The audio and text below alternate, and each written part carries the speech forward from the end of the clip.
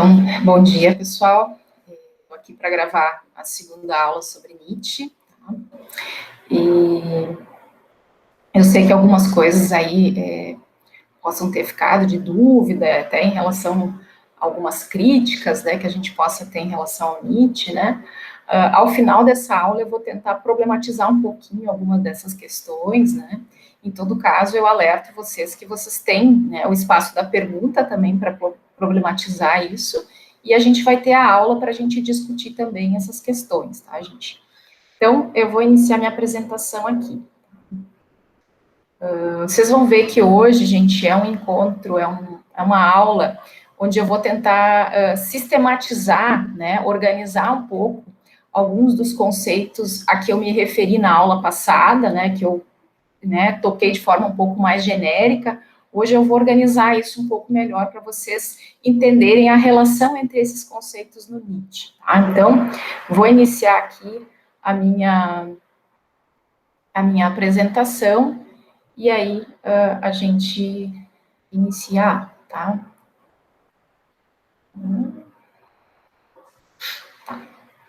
Então, hoje, então, estou organizando alguns conceitos em relação à filosofia do Nietzsche, tá?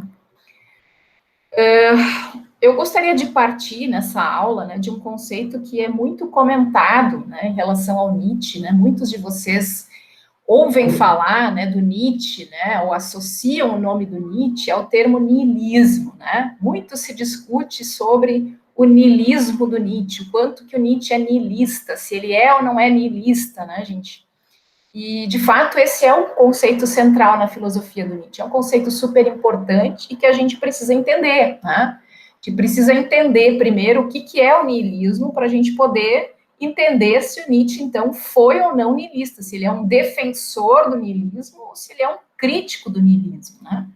Então, primeira coisa, mas o que é o niilismo, né? Tá, então vamos lá. Niilismo, né, gente, é formado, né, a etimologia da palavra, né, por nihilismo, né, tá? Nihil significa um culto ao nada, né? A ideia de que a vida não tem sentido, de que ela não tem um propósito, de que falta uma causa, né? Um fundamento para a nossa existência, algo que nos diga por que nós estamos aqui, por que nós vivemos, né? Que nós estamos nesse mundo, né? Já que somos seres finitos, que vamos morrer, né? Então, por que a gente está aqui? Qual é a explicação? Qual é o objetivo, o significado da nossa vida, né? Então, o niilismo é a crença de que não há esse sentido, de que não há essa resposta a essa pergunta, né? Tá? Bom, o Nietzsche, né, gente, ele vai identificar dois níveis, pelo menos dois níveis de niilismo, né? Tá? O primeiro nível do niilismo, a primeira fase do niilismo, né, gente, seria um niilismo incompleto, né? Um niilismo que se dá, né, quando a gente reconhece, né, que de fato não há sentido na nossa existência, ou pelo menos a religião, que poderia ser, né, uma tentativa de dar sentido para a nossa existência, ela falha nesse propósito, né? A religião não fornece as respostas que a gente esperava, né? Nietzsche tem uma frase que ele usa para falar sobre isso, que é Deus está morto, né? Deus não... a religião é uma ilusão, né? A fé é uma ilusão, né? Não nos dá a resposta que a gente gostaria, né, para os nossos anseios, para as nossas angústias em relação à nossa vida, né? Então, aquela história, né, de que o sentido da nossa vida estaria numa vida futura, né, numa salvação, né, numa vida após a morte, né, para quem se comportou aqui na Terra, né, para quem, né, viveu uma vida boa aqui, uma vida sem pecado, né, ou sem muito pecado, né? Essa ideia, né, no niilismo incompleto, ela cai por terra, né? A gente já não acredita mais que a religião fornece essa resposta, né? E aí o que acontece, né, gente? Se a religião é insuficiente para dar um sentido para a nossa vida, se a gente reconhece isso, né, gente? E esse momento aqui do niilismo, gente, é próprio da modernidade, né? A modernidade, vocês vão lembrar que destrói, né, as crenças do período medieval, onde a história de Deus e da religião era muito forte. Então, na modernidade, essa crença realmente cai por terra, de que a religião forneceria uma resposta, né?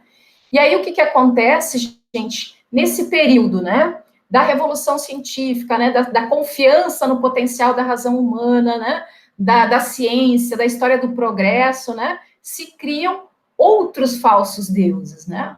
Ok, a religião não dá uma resposta para o sentido da nossa vida, mas aí a gente tenta colocar esse sentido em outras coisas, né? Justamente na razão, na ciência, na busca pela verdade, né? Na organização econômica, no capitalismo, né? Que vai nos levar ao progresso, né? Então, qual que é a ideia aqui, né? Olha, eu percebi que a minha vida não tem sentido, né? Mas o buraco foi tão grande, né? O abismo foi tão grande que eu não aguentei olhar para esse abismo. E aí eu tenho que me agarrar a alguma coisa, eu tenho que me apegar a alguma coisa. Já não é a religião, mas é alguma outra coisa que eu coloco no lugar dela, né? De novo, ciência, razão, verdade, dinheiro, a ideia de progresso, né? Alguma ideologia. Eu me apego a alguma coisa como se essa coisa fosse dar um sentido para a minha vida, certo? Bom, então esse é o primeiro nível do niilismo. O segundo nível do niilismo, gente, é quando a gente se dá conta de que também esses falsos deuses que a gente criou são insuficientes, são limitados para responder ao sentido da nossa vida. Ou seja, aqui a gente se sente sozinho, tá, gente? Aqui a gente se dá conta que perdeu o chão, né? Que nada tem sentido mesmo e que nada vai dar sentido para a minha vida, né? É uma situação aqui radical, profunda, né, gente, de descrença na possibilidade de sentido da vida, tá? Nós poderíamos, gente, trazer isso um pouco para a nossa realidade, né? Eu acho que em alguns momentos da pandemia a gente pode ter esse sentido assim, né? Meu Deus do céu, mas então o que vai ser de nós, né? Não tem sentido nenhum a gente estar aqui, a ciência não está dando conta de responder, né? Ok, temos a vacina, mas será que ela é eficiente contra as novas cepas que estão surgindo, né? Será que, né, como é que vai ser essa história da vacinação, né? E se a gente não conseguir vacinar as pessoas num período, né, que produz a imunidade, aí vai voltar a circulação do vírus, como é que vai ser isso, né, gente? Que nós vamos fazer, né? A economia vai ruir, as pessoas não podem trabalhar, as pessoas estão sem renda, né? O PIB está caindo no mundo todo, né?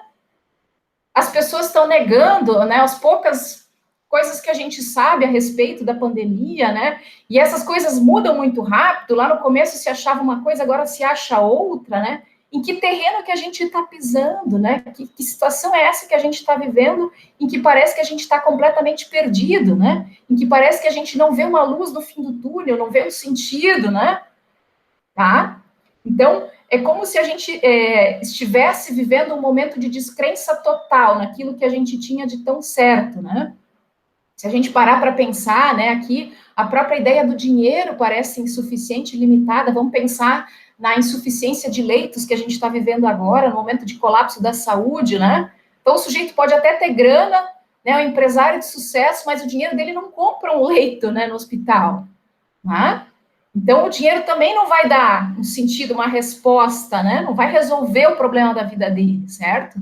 Então, parece que a gente está, no momento, né, de acordo com esse niilismo completo, de total descrédito em relação, né, à vida, em relação ao sentido da vida, em relação ao, né, como é que a gente vai viver essa vida, certo? Nesse estágio de niilismo, gente, quando a gente percebe que nada mais tem sentido, é como se a gente se esvaziasse, né? A gente se tornasse vazio de vontade. A gente não quer mais nada, porque, bom, nada tem sentido, né?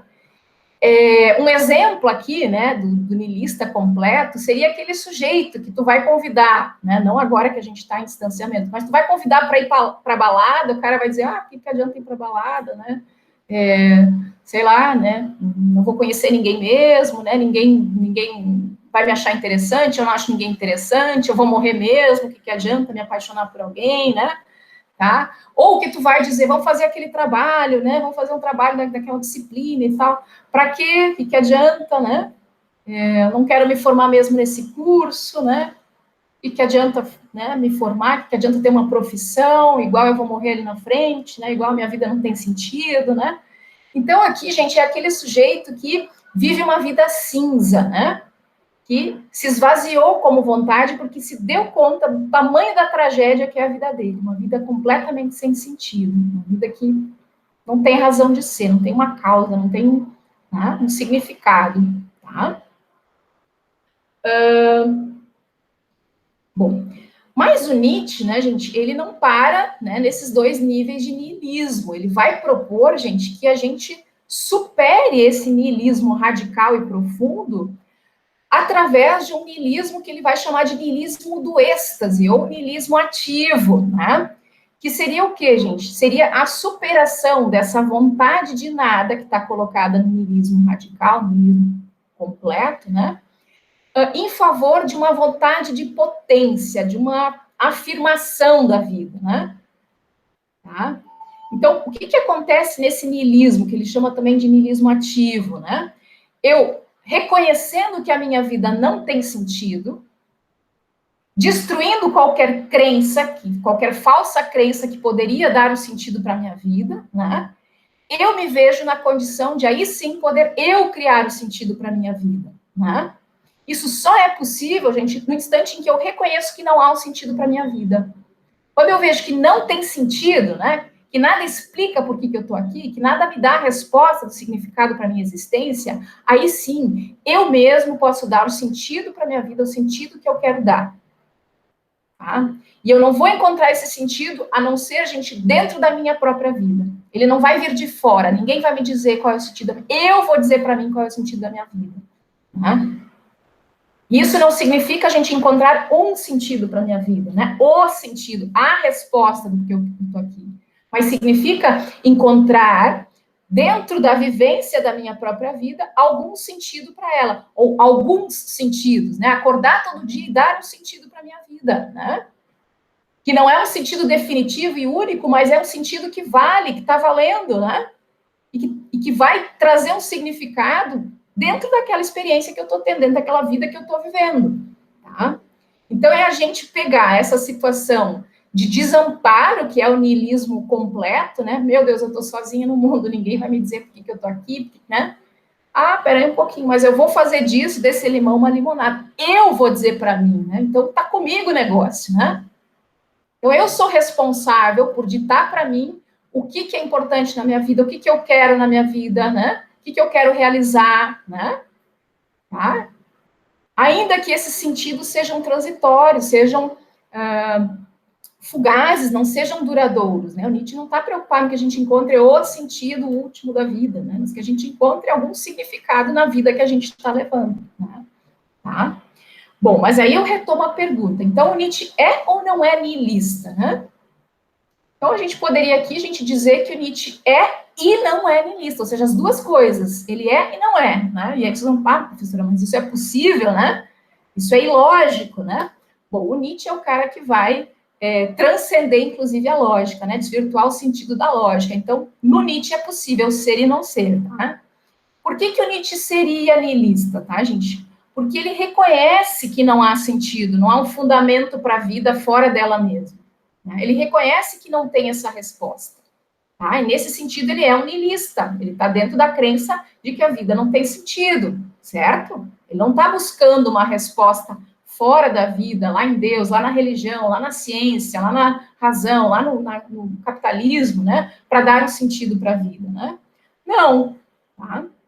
Agora, ele também, gente, não é niilista porque ele parte dessa situação de que a vida não tem sentido para que se possa superá-la. Ele propõe, a partir desse fato, a partir dessa condição, a superação do niilismo. Né?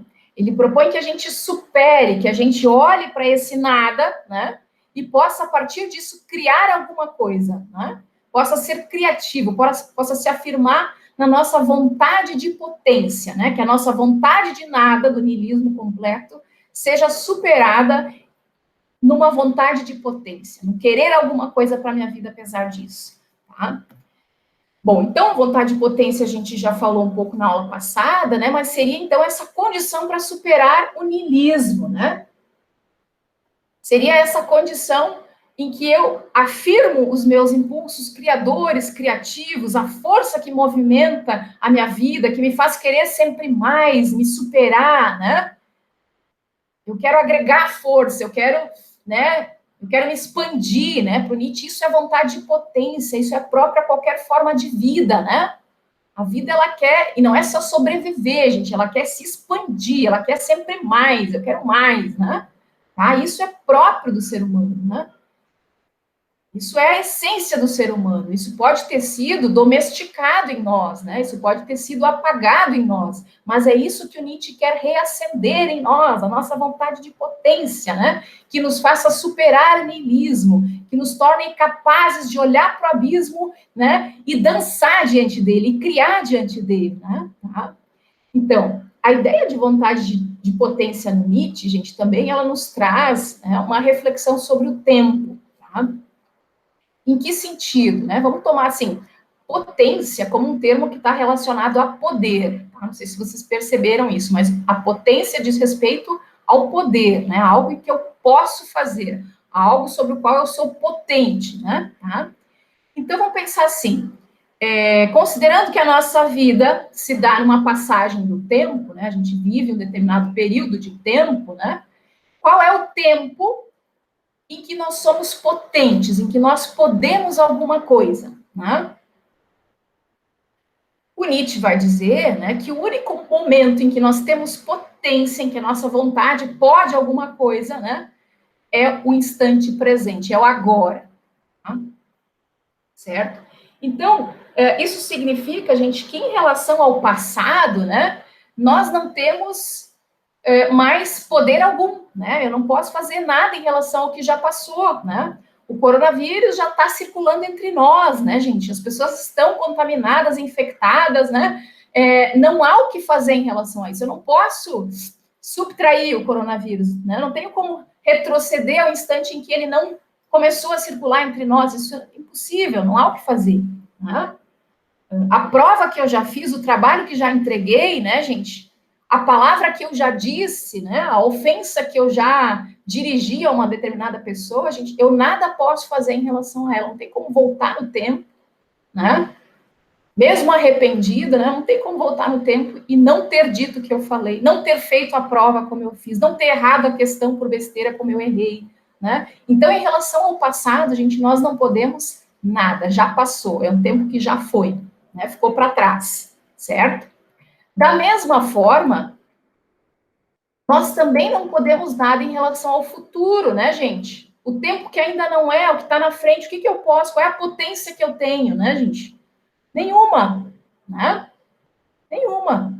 Eu posso até me preparar para uma situação que eu quero que aconteça, vai ter uma prova amanhã, então eu vou estudar, né? Mas isso não me garante que eu vou bem na prova, né? Não me garante que eu vou ser bem sucedida, não me garante, gente, sequer que a prova vai acontecer. Eu posso super me preparar e aí dar um negócio amanhã e o negócio não acontece, né? Então, nós não temos nenhum controle sobre o nosso futuro. Muitas vezes a gente tem essa ilusão, né? Ah, se eu estudar muito, eu vou ter um bom emprego. Não sabemos, né? Não é garantia, né? Tá? Então, nós temos uma ilusão de que a gente pode controlar o futuro, mas nós não controlamos, né?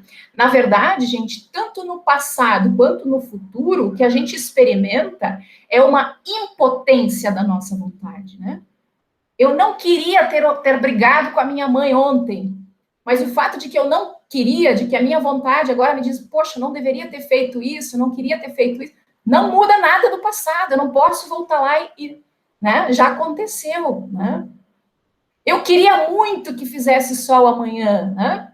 Que fosse um dia lindo de sol para poder aproveitar o pátio, passear, mas eu não tenho potência, a minha vontade não se realiza no futuro, né? Então, onde é que eu tenho potência, gente? Somente no instante presente, tá? Somente no instante presente. E por que instante, tá, gente? Por que instante? Porque o presente, gente, é aquele tempo, né? Que quando é, já não é mais. Não sei se vocês percebem, mas quando o presente acontece, ele já se torna passado, né? Eu tô aqui falando, e no instante que uma palavra sai da minha boca, gente, ela já está no passado, eu já não recolho mais ela, né? Ela já passou, certo? Então, por isso que o Nietzsche fala que a potência, ela está no instante, num momento muito breve, muito fugaz, né? Em que eu posso alguma coisa, em que a minha vontade tem potência, né? Então, o que ele está querendo dizer com tudo isso, gente, é que nós somos convidados, né? A vontade de potência é um convite a viver a potência do aqui e agora, a potência do instante, que é quando eu posso alguma coisa, quando eu tenho potência de algo, tá? Bom, um outro conceito, né, muito interessante do Nietzsche, que vai se ligar com a história da vontade de potência, né, do próprio niilismo, é o conceito de eterno retorno, tá, gente? E é outro conceito que também vai se relacionar com o tempo, né, gente? Com a questão, né, eterno retorno já sugere, né, uma questão do tempo, tá? Então, eu não sei se vocês vão se recordar do exemplo que eu dei na aula passada, né, em que um aluno me bofeteava, né? Tomava uma bofetada de um aluno porque supostamente, né, o aluno teria ficado chateado comigo, com a ênfase que eu teria dado a crítica do Nietzsche aos valores cristãos, né, e um aluno religioso poderia se chatear comigo e me dar uma bofetada, né.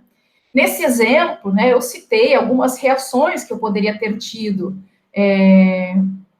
dentro dos valores cristãos, que seria oferecer a outra face, né, que seria perdoar, né, perdoar 70 vezes 7, como diz a Bíblia, né, ou apenas compreender essa pessoa, né, tá, aceitá-la na sua limitação, né, na sua, né, enfim, né?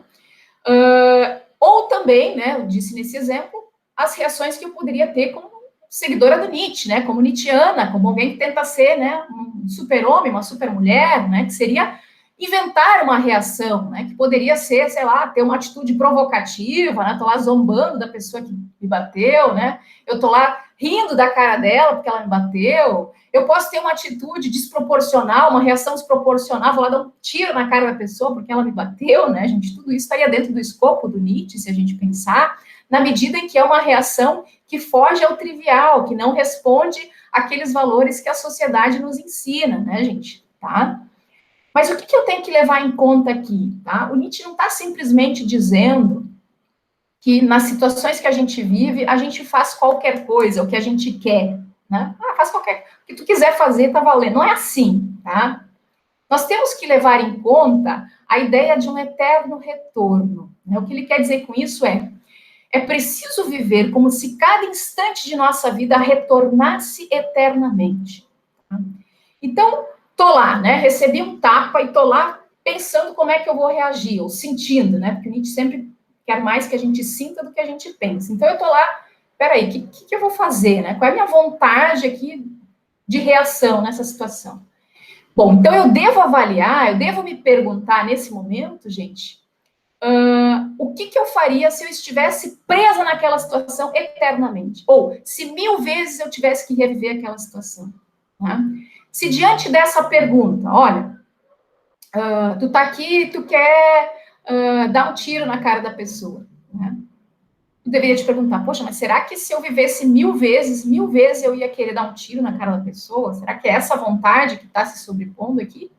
Se a minha resposta for sim, bom, então eu vou lá dar um tiro na cara da pessoa, né? Então essa é a minha vontade naquele momento, né? Se a minha vontade preponderante, gente, é dar gargalhada na cara da pessoa, né? Se eu me pergunto, poxa, será que 1000 vezes eu gargalharia na cara da pessoa? Se a minha resposta for sim, bom, então eu vou lá e dou gargalhada na cara da pessoa, né? Agora, se eu hesito, se diante dessa pergunta que me leva para a eternidade, para a repetição daquele momento, eu fico em dúvida sobre como reagir, né? Ah, não, eu acho que eu não daria um tiro sempre nessa pessoa, né? Acho que hoje é uma situação atípica, eu estou um pouco mais sensível, né? Acho que eu não faria isso sempre, né? Então eu não vou dar um tiro na cara dela, né? Então vou ter uma outra reação. Vocês entendem?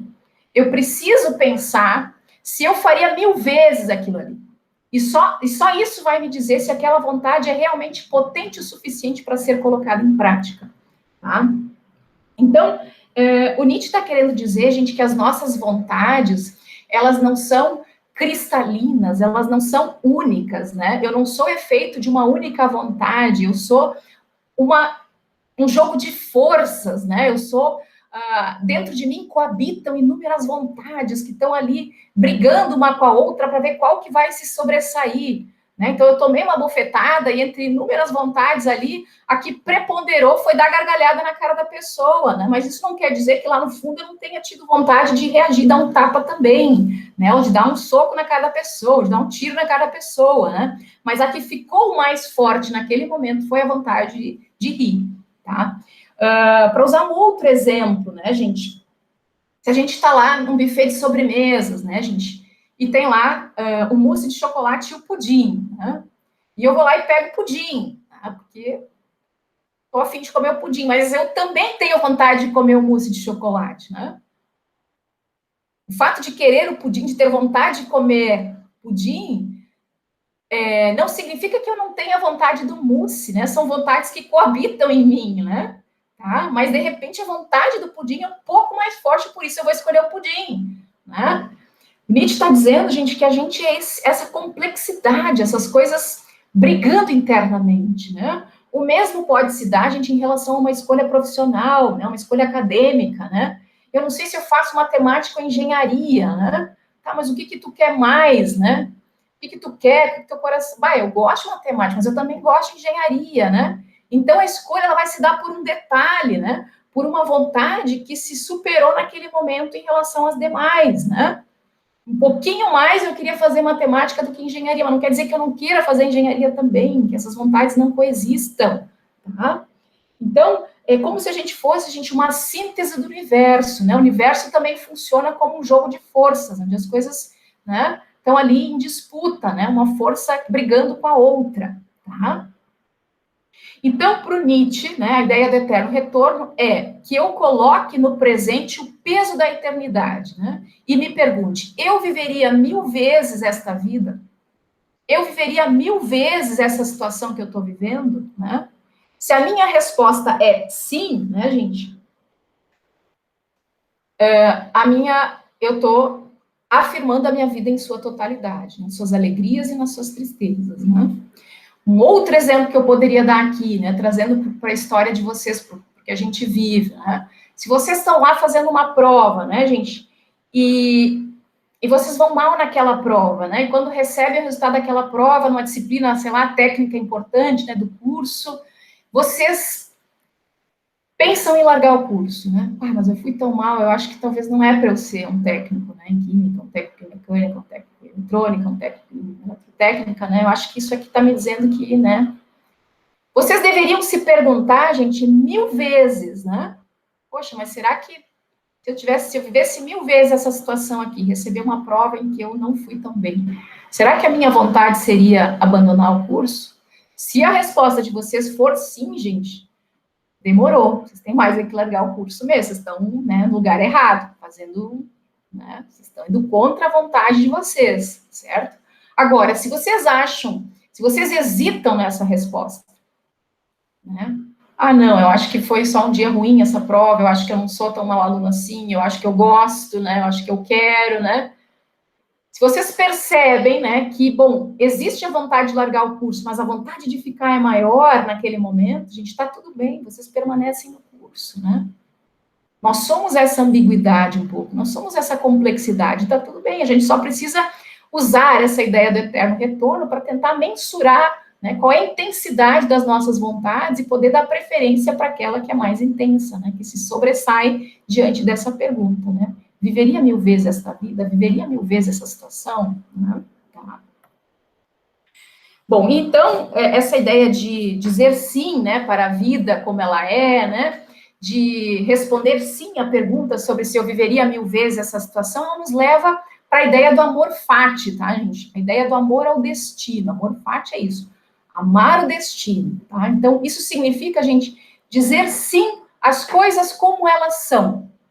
Amar tudo que aconteceu em nossas vidas exatamente como aconteceu, tá, gente? Não é aquela coisa, olha, eu gosto da minha vida na adolescência, né? Agora que eu tô vendo, na infância eu não gostar. Não. É poder olhar para a nossa vida, gente, e dizer sim para ela na sua integralidade, né? Entendendo que tudo que nós vivemos, tudo que nos aconteceu, gente, faz a gente ser quem a gente é, né?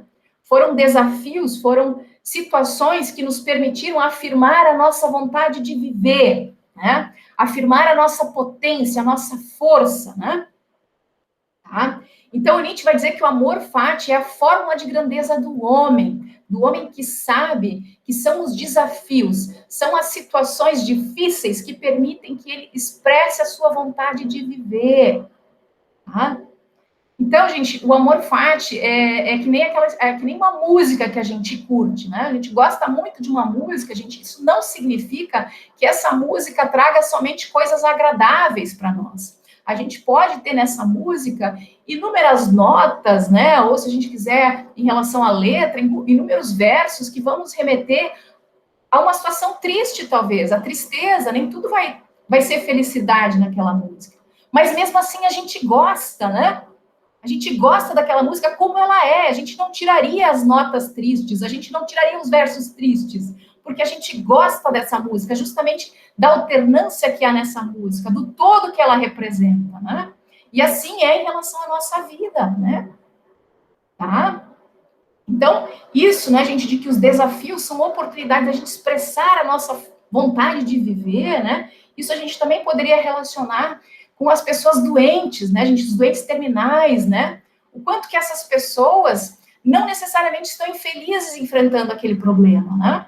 É óbvio que se entristecem, é óbvio que se abatem eventualmente com o diagnóstico, né, com o prognóstico, mas isso não significa que aquela situação não permita que essas pessoas coloquem para fora toda a vontade que elas têm de viver e que elas não reconheçam que a vida delas vale a pena ser vivida, ainda que elas tenham que enfrentar aquele problema. Tá? Aquele problema, muitas vezes, é o que deu um sentido para aquela vida, elas viram o sentido daquilo ali. Né? Aquilo permitiu que elas rompessem resistências, que elas demonstrassem a força. Né? Tá? Então, é isso, gente, é amar a vida da gente com tudo que aconteceu nela, né? Não é aceitar os problemas, é amar os problemas. Que bom que eu perdi o emprego naquele momento.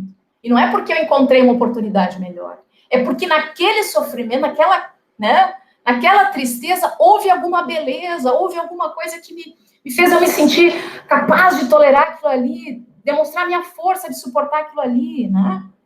Então é o sujeito, gente, sujeito que diz sim para a própria vida, que tem um amor fati, né? Ele vai afirmar a sua vida em toda a sua integralidade, ele vai afirmar toda a sua vontade de potência, ele está para além do homem, né? Ele é o super-homem, né? Porque isso é muito difícil, gente, tá?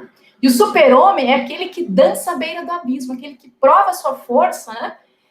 Que está vendo a tragédia, que está vendo que as coisas são cruéis, que as coisas são trágicas, que há sofrimento, mas que vê beleza nisso e que dança apesar disso. Né? A nossa vida é uma queda, né? Estamos caindo na... E aí, eu estou dançando, gente. O que vocês estão... Eu estou rindo aqui, eu estou me divertindo, né? Porque é isso que eu posso fazer. Né? Então, se vocês lembrarem de novo daquele exemplo que eu dei na aula passada, né, de tudo que eu vivi em relação ao meu irmão, né?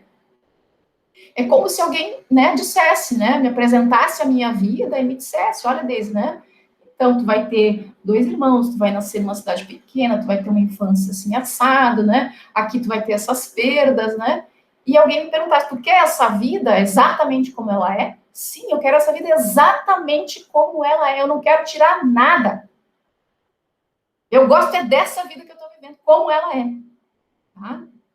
Então, isso expressa todo o meu amor, né? Todo o meu amor fati, né? Minha vontade de potência, né? Me permite que eu me demonstre, né? Para além do homem, super-homem, tá? Bom, por fim, aqui, gente, algumas questões que podem ter surgido, né? Ao longo desse estudo do Nietzsche, né? Críticas, e a gente vai, né, rapidamente pensar um pouquinho, né, gente? Porque a verdade é que essas questões não têm resposta, né? Então, alguns de vocês podem se perguntar, né, tendo visto aí o Nietzsche, se ele, então, é um crítico da democracia, né? Ele é um defensor da meritocracia, ele é um cara que nega as desigualdades, o preconceito, né? As condições de saúde, os problemas físicos das pessoas, né? As doenças mentais. Ele nega que haja injustiça no mundo, ele não está considerando isso, né? Ele está só dizendo para a gente enfrentar, para a gente amar os desafios. Ele é um egoísta, né? Ele é um teórico do eu, que diz que só o que eu quero tem valor, só a minha vontade, né? São algumas das questões que costumam vir quando a gente estuda Nietzsche, né? Então, o que eu tenho para dizer para vocês? É que, de fato, né, vocês devem ter percebido que que o Nietzsche vai ser um cara que vai repudiar, que vai rejeitar, que não vai ver com bons olhos a ideia de igualdade, né?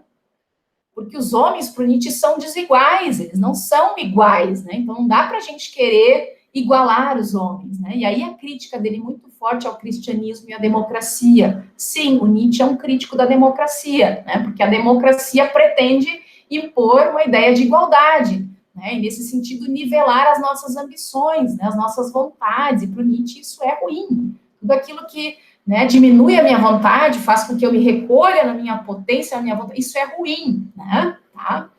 Por outro lado, tá, gente, também nós temos que considerar, né, que o Nietzsche, ele vai receber críticas e elogios não, mas vai ser defendido, né, por pessoas de diferentes ideologias, de diferentes correntes políticas, vamos dizer assim, né, tá? Então, os comunistas, por exemplo, vão criticá-lo, né, em algum momento, porque ele justifica a opressão capitalista, né, o mais forte sobre o mais fraco, né, o cara que tem vontade de potência, que, né, que empreende, que vai atrás dos seus desejos, sobre o cara que fica na fraqueza, né, no ressentimento, na resignação, né? Então, a filosofia dele, para alguns comunistas, daria margem para a gente aceitar essa condição. É isso mesmo, os mais fortes dominam os mais fracos.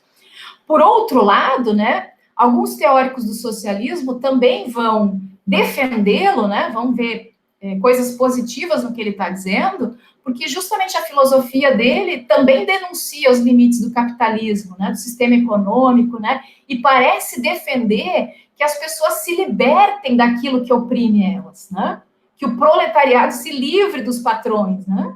Então, vocês veem que, dependendo de qual a perspectiva que a gente tem em relação à filosofia dele, né, a gente pode defendê-lo, né, de qualquer lado, né, tá? Em relação ao egoísmo, né? Um cara egoísta é um cara que defende só o eu, né? Aqui é importante a gente entender que o Nietzsche é um autor complexo, né, gente? E ele vai dizer, né? Acho que o Clóvis de Barros, no vídeo que eu estou indicando para vocês, ele fala muito isso, que o Nietzsche ele não quer trazer verdades, ele não quer fundar uma teoria válida, né? Uma teoria verdadeira, né?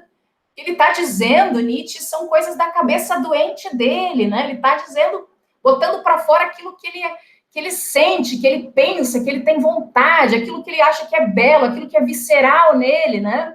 Tá? Então, ele não espera que as pessoas tomem isso como verdadeiro, né? Tá? Ele espera que as pessoas possam achar beleza nisso, se assim quiserem, né?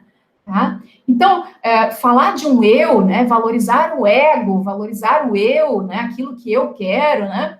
Não deixa de ser, gente, se apegar a uma certa identidade, né? Porque, afinal, quem é o eu? Né? Quem sou eu? Né? E o que o Nietzsche está trazendo, gente, é quase como uma desconstrução do eu. Porque parece que o eu que eu sou hoje, né? É um eu baseado nesses valores todos que me influenciaram, nisso tudo que eu aprendi, nessas vontades que eu reprimi, né? Nessas vontades que eu segui que não eram vontades minhas, que eram vontades de outras pessoas, né? Então, parece que eu... ser fiel a uma identidade, né? Construir uma identidade, ser fiel a ela, não é outra coisa senão tentar me apegar a uma verdade sobre quem eu sou. Uma identidade é uma verdade sobre quem eu sou. Ah, é uma pessoa disciplinada. Bom, uma pessoa disciplinada vai estudar com disciplina. Mas o que o Nietzsche está dizendo é transvalore, subverta isso, né? Eu não preciso ser essa pessoa. A questão é, eu quero ser essa pessoa, né? É essa vontade que se sobrepõe, né? E aí, de novo, né? O Nietzsche tem uma frase muito legal. Torne-te quem tu és, mas esse quem tu és é algo a ser inventado, né? Algo a ser mudado, né? Constantemente, tá? E por fim, né, gente, o que nós temos que ter em vista é que o Nietzsche é um crítico de tudo, antes de mais nada. Ele é um cara que está destruindo coisas, que está, né, filosofando com martelo, né? Então, ele não está fazendo uma filosofia política, social, que procura edificar, construir um sistema, né, uma visão de mundo que deve ser seguido. Não, ele está, antes de mais nada, denunciando, né, apontando os dedos, botando os dedos nas feridas, né? E, de novo, ele não está buscando determinar uma verdade, ele está, né, falando as coisas que ele acha que tem que falar, né? Então, quem vai olhar e ler o Nietzsche pensando em provar cientificamente o que ele está dizendo, demonstrar logicamente se é verdadeiro o que ele está dizendo, né, gente, está lendo Nietzsche com olhos equivocados, né? Porque não é isso que ele está propondo, né? E em relação a problemas, condições de saúde, né, gente, apesar do Nietzsche transmitir essa coisa da força muitas vezes, né, a gente tem que lembrar que o próprio Nietzsche enfrentou problemas mentais, enfrentou a depressão. Então, me parece que não é um cara que está negando que essas coisas existam. Não é um cara que está ao estilo da Poliana dizendo, olha, vamos ver o lado positivo disso, né? Ah, tá, eu estou deprimido, mas eu tenho uma família que me acolhe. Não é isso que o Nietzsche está dizendo. O Nietzsche está dizendo, dói mesmo, dói pra caramba. Mas sabe que enquanto dói, né, eu também sinto alguma coisa boa nisso. Sabe quando dói, eu me sinto forte, porque eu suporto que dói. Eu sou capaz de enfrentar isso que dói, né? E aí eu me lembro aqui muito também, gente, de uma frase da Angela Davis, né, que diz assim, olha, eu não aceito que eu não posso mudar, né? Eu mudo aquilo que eu não posso aceitar. Tá? Então, ele não está vindo com uma filosofia da resignação, ele está com uma filosofia da revolta, da transformação, da transmutação, né? Que a gente mude aquilo, né? Faça aquilo que a gente quer e transforme aquilo. A gente não tem que aceitar, né? Então, que a gente é injustiçado, vítima de preconceito. A gente vai enfrentar essa situação de alguma forma. A gente vai se revoltar contra ela, inventar uma reação diante dela, né? Eu acho que isso, expressar a nossa força diante dela de alguma forma, né? Dentro daquela lógica, né? A gente só mostra a nossa força diante da dificuldade, né? O marinheiro só mostra que é bom se ele enfrentar uma tempestade, né? Bom, gente, é isso, Nietzsche, sempre há mais a dizer, mas eu me dou por satisfeita até aqui, né? Acho que a gente vai ter, então, outras oportunidades, né, para trocar, né, enfim, as impressões de vocês e discutir um pouco mais a respeito desse filósofo que eu gosto tanto. Espero que vocês tenham curtido. Uma boa semana. E é isso. Tchau, tchau.